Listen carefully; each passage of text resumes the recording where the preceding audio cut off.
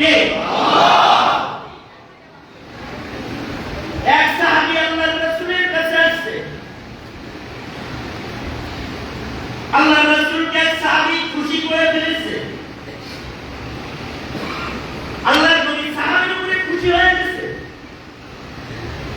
সাহাবীকে কাছে জায়গায় আল্লাহর রাসূল বললেন, এই সাহাবী, আমি তোর উপরে খুশি হয়ে গেছি, তুই আমার একটু বিদায় দিছস, সুতরাং কিছু আমার কাছে চা, পুরোটি আমার কাছে কিছু একটা চাও, যদি আমার কাছে কিছু চাও তাহলে আমি তোমাকে সেটা দেব, চাও আমি খুশি হই। মানুষ চায় কি যদি কিছু চাইতে অনুমতি দেয় তাহলে আমরা বললাম যে 10 কেজি সব চাই, নবী তো বলছে যা চাইবা তাই পাইবা, বলো যা চাও তাই দিব। নবী যদি বলে দেয় আল্লাহ দিয়ে দেন, দিব না? কি দিবে না?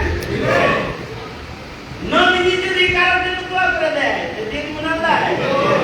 নবী যদি চাইতেন আল্লাহ বহুত পাহাড় সোনা বানায় দেন, আল্লাহ কিছু কি দিল না? হাদিসে আছে রাসূল বলেন আমি যদি চাইতাম এই বহুত পাহাড় আল্লাহ আপনি আমার জন্য স্বর্ণ বানায় দেন, আল্লাহ বহুত পাহাড় সোনা বানায় দেন। আর বর্ণনা আছে আল্লাহর রাসূল বলেন, আল্লাহর রাসূল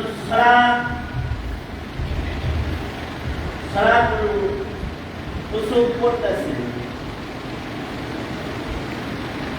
গ্রহণের নামাজ পড়তেছেন, আল্লাহ সূর্য গ্রহণের নামাজ পড়তেছেন, আল্লাহ নবী সূর্য গ্রহণের নামাজ পড়তেছেন। নবীজি নামাজে দাঁড়ানো আছেন, সূর্য গ্রহণের নামাজ। সূর্য গ্রহণের নামাজের সময় কিন্তু খুব বেশি জোরে কোরআন তেলাওয়াত করা হয়, আস্তে আস্তে আস্তে আস্তে তেলাওয়াত করা। সূর্য গ্রহণের নামাজ সাহাবায়ে কেরাম নবীর পিছনে দাঁড়ানো আছে, কাতার কাতার। নামাজটা কি আশ্চর্য নামাজ! নামাজ এমন লম্বা নামাজ নবী পড়ছেন যে প্রথম রাকাতে আল্লাহর রাসূল মাত্র 5 পারা তেলাওয়াত করছেন। সুবহানাল্লাহ! পয়লা রাকাতে কয় পারা? 5 পারা। আমরা এখানে থাকতাম, আমরা সব ভাইকে বলতাম কোরআন নিয়ে গাই পারি। আর আল্লাহর রাসূল নামাজ পড়ছি 1 রাকাত। পয়লা রাকাত 1 রাকাতে কয় পারা? 5 পারা।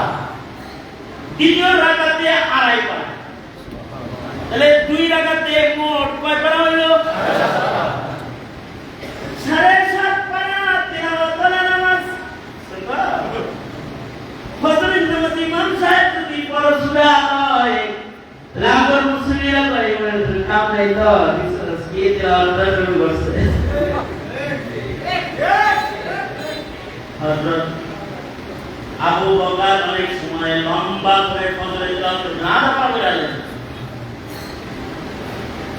হযরত ওমর এরকম করতেন, লম্বা করে তেলাওয়াত করতেন। হযরত ওমর ফজরের নামাজ পড়াইতেছে সূরা ইউসুফ, প্রথম রাকাতে পড়ছে সূরা ইউসুফ। সূরা ইউসুফ কি শুরু হলো? সূরা এত লম্বা করে সূরা ইউসুফ তেলাওয়াত করতেছি পয়লা রাকাতে। আচ্ছা, পয়লা রাকাতে যদি ফরজ নামাজের তিলাওয়াত তো তারতিলের সাথে সুন্দর করে পড়ে, যদি সূরা ইউসুফ 1 রাকাতে পড়তে হয় তাহলে নামাজ শুরু করতে কখন? সুবহে সাদিকের পরে সুন্নাত পড়ে সাথে সাথে নামাজ শুরু করতে।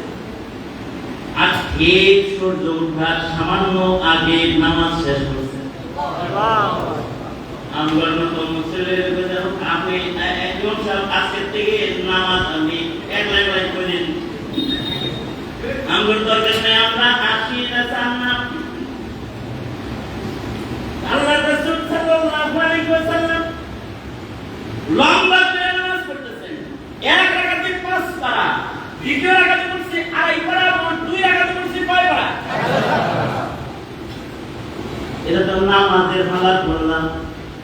নামাজটা তো 7:30 বলে কেন তোমার তো দামি এই কারণে তো আল্লাহ রাসূল সাল্লাল্লাহু আলাইহি ওয়াসাল্লাম যখন নামাজে দাঁড়াইতেন পাপ মিলা দিত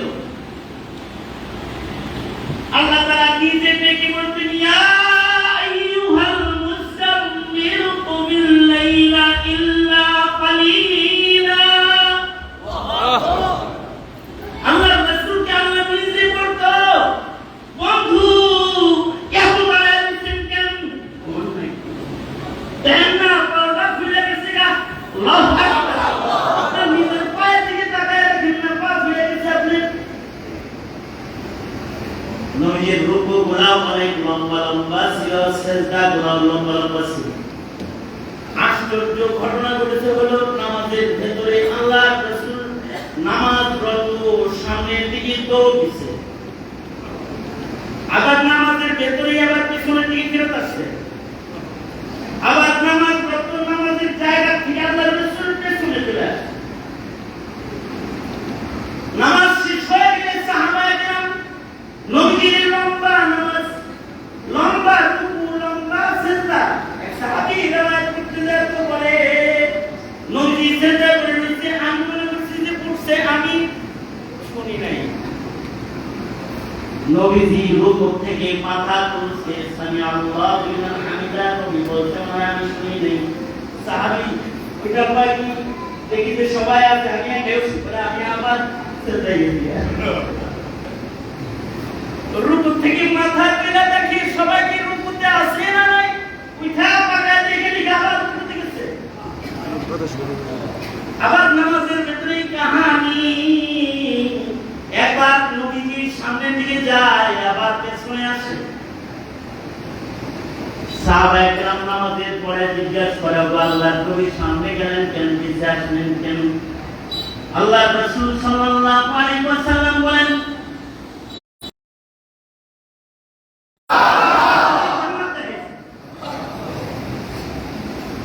নামাজ এই যে আপনারা দেখবেন মানুষের জ্ঞান আর মানুষের বুদ্ধিতে যদি মসজিদের ভিতরে তিনি বাইরে দেখান যায় তাহলে একটা হলো প্রযুক্তি বিজ্ঞান আর একটা হলো আল্লাহ পাকের কুদরত তাহলে আল্লাহর কুদরত দিয়ে কি জান্নাত নবীজির সামনে আল্লাহ দেখাইতে পারে না আওয়াজ করে বলেন পারে না আমার আল্লাহ পারে না এমন কিছু কি আছে সব কিছুর উপরে তিনি সক্ষম তিনি কে সব কিছুর উপরে সক্ষম তিনি হলেন আল্লাহ কাদেরে কুদরত দারি হর যে খাগি আপনি মুর্দারা তু জান বখশি জিন্দারা বেজাকুনি সব কিছুর উপরে যিনি কাদের তিনি তার হাবিবকে জান্নাত জাহান্নাম সব দেখাইছেন আল্লাহর রাসূল বলেন দেখলাম জান্নাতের বাগান বাগানের ভিতরে থুকা থুকা আঙ্গুর ঝুলতেছে আমি একবার চাইলাম যে একটা থুকা তোমাদের জন্য জান্নাত থেকে নিয়ে আসি এজন্য দৌড় দিলাম কেন আল্লাহ কি আপনি আনতে মানা করছেন কি তারা পিছিয়ে আইছেন কেন যদি আনতাম আল্লাহ মানা করতো না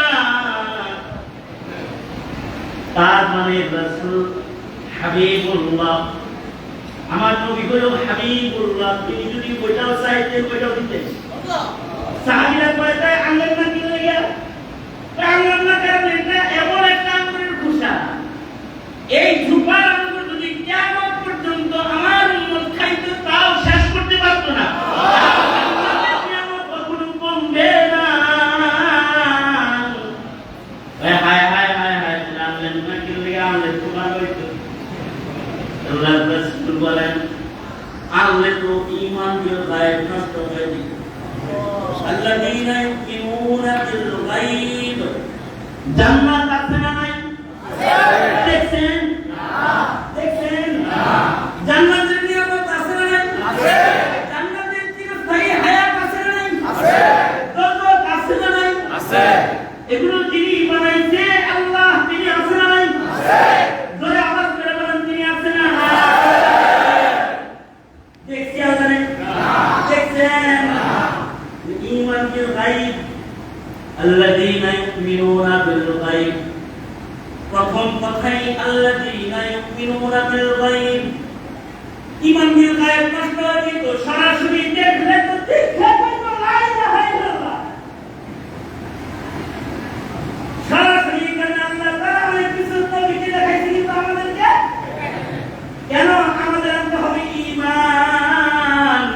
কারণ আমাদেরকে আল্লাহ তাআলা যে জান্নাত দিবেন, কিসের বদলায় দিবেন? জোরে বলেন, কিসের বদলায় দিবেন? না দেখা দিলে এইটা জায়গা দেওয়ার নাম ঈমান। লা ইলাহা ইল্লাল্লাহ, নাই কোনো মাবুদ একজন, তিনি কে? দিলের ভিতরে এইটা যে জায়গা দিবে, তাকে আগে পাত্তা দেওয়ার কোন লাইন আছে? মোদি দাদারে পাত্তা দেওয়ার লাইন আছে? আমেরিকাকে পাত্তা দেওয়ার লাইন আছে?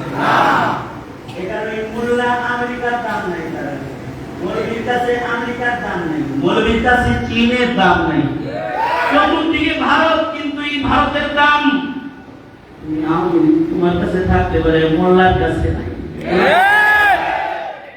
মৌলবীর দিলের ভেতরে কে? আল্লাহ। কারণ সব কিছু করনে ওয়ালা কে? এই দিলের ভেতরে এইটা যারা রাখবে তারা বলো ডানপন্থী। কবরেও তাদের আল্লাহ বলবেন তুমি আমার আসো, আসো আল্লাহ বলবেন তুমি এই আমার আসে টিকে দাও, আল্লাহু আকবার, আমার আসে টিকে দাও, ছায়ার মধ্যে খাড়া হইয়া যাও। তাদেরকে আল্লাহ তাআলা আমল নামা ডান হাতে দিয়ে দিবেন, বলবে তুমি শুধুই মাত্র দিলে আল্লাহ রাখছিলে তা না, কাজেও ছিল তোমার আল্লাহ। কোন কাজে আল্লাহ রাজি, কোন কাজে আল্লাহ খুশি, কোন কথায় আল্লাহ রাজি, কোন কথায় আল্লাহ খুশি, এগুলা সব সময় দেখছো। আর আমলগুলা করছো না, আমল নামা তোমার ডান হাতে দিয়ে দিলাম, তোমার আমল নামা দেখি তোমাকে চিনবে, তুমি ভিআইপি। আওয়াজ করে বলেন তোমার আমল নামা দেখলে বুঝা যাবে তুমি ভিআইপি। দুনিয়াতে যারা এরকম দিলে আমলে কালবান আমালান, সার্বিক কেউ যদি দুনিয়াতে থাকে আল্লাহ তবে, তাহলে তার কোনো চিন্তা নাই, মন থেকে আল্লাহর ইস্তেকবাল। কবরেও আল্লাহ পাকের পক্ষ থেকে জান্নাতের মেহমান নওয়াজি, হাসরের মাঠে আল্লাহর জান্নাত তার চিরস্থায়ী ঠিকানা। সুতরাং দিলের ভেতরে কিন্তু দল না, নেতাও না, থাকবে একজন, তিনি কে?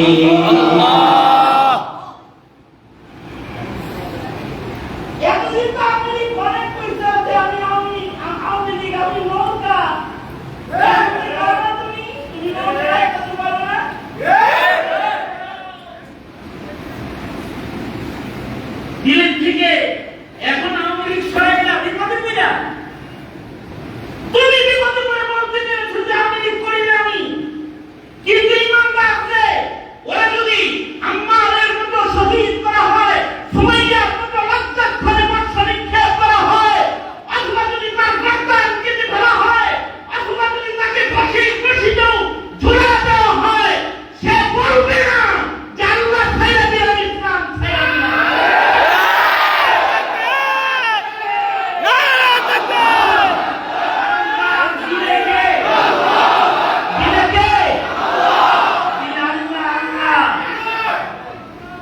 সুতরাং দিনের ভিতরে কাকে রাখবো করে বলেন? কাজের ভিতরে কার কাজকে প্রাধান্য দিব করে বলেন? জমিনে কার হুকুমত প্রতিষ্ঠা করবো বলেন? জমিনে ভোটটা কার করে দেব করে বলেন? আল্লাহ ওয়ালাকে দেব। যারা আল্লাহ দ্বীন কায়েম করতে চায় তাদের দেব। হুজুর আপনার ওয়াজ শুনুন, কিন্তু আপনি কিন্তু সাবধান দিলে শুনতে পারেন। সাবধান হুজুর, আপনার বয়ান শুনে চোখের পানি বের হলো, কিন্তু ভোট দিতাম না। কারণ দল আমার ভিন্ন আছে। দলটা কি মার্কাটা কি মার্কাটা কি করে জানিস? মার্কাটা কি?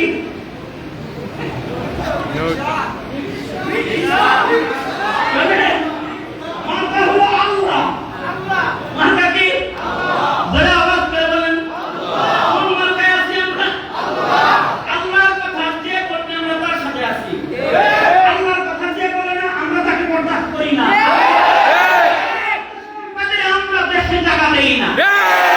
আল্লাহ দুশমন হয়ে যায় বা মুসলিম ভূখণ্ড, তাদেরকে আমরা নেতা বানাই না।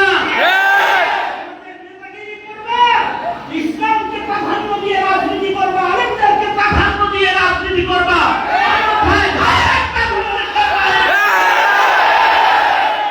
আর মুসলমানের হৃদয়ে থাকবে কে? এই ওয়াজ নসিহত, এই জিক্র আজকার, এই আমল, এই যে কিছু আওয়াজ, উদ্দেশ্য কি? আল্লাহ পাকের উদ্দেশ্য। এটা কি কোনো রাজনীতি? এটা রাজনীতি নাকি? এইটাই রাজনীতি। কি? এইটাই আসল রাজনীতি। এইটাই আসল রাজনীতি। তুমি যে লেনিনের কারমান্সের রাজনীতি করো, এটা আসল রাজনীতি নয়। এইটাই আসল কাজ। যে দিনের ভেতরে কে থাকবে? আল্লাহ। সুতরাং এই মেহনত করবো ইনশাআল্লাহ। বলেন ইনশাআল্লাহ। এই আল্লাহর রাসূল কাকে সুন্নাত দিয়ে শিখাইছে? এটা আল্লাহর কাছে যাও। আরেকটা জিনিস মনে রাখো, আল্লাহরে যদি পাইতে চাও তাহলে আল্লাহ ওয়ালার মহব্বত চাও।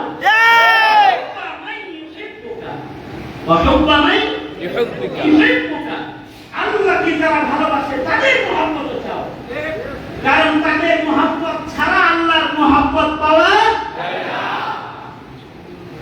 একদম বুঝিত। সুতরাং আলেম ওলামা যেখানে আমরা আছি, সেখানে কোরআন হাদিস যেখানে আমরা আছি, সেখানে আল্লাহর কথা যেখানে আমরা আছি, সেখানে আল্লাহর বিধান যেখানে আমরা আছি, সেখানে কেউ যদি আল্লাহর জমিনে আল্লাহর দ্বীনের খেলাফ কিছু করতে চায়, তাকে আমরা না সমর্থন করব না। ইনশাআল্লাহ বলেন ইনশাআল্লাহ বলেন ইনশাআল্লাহ।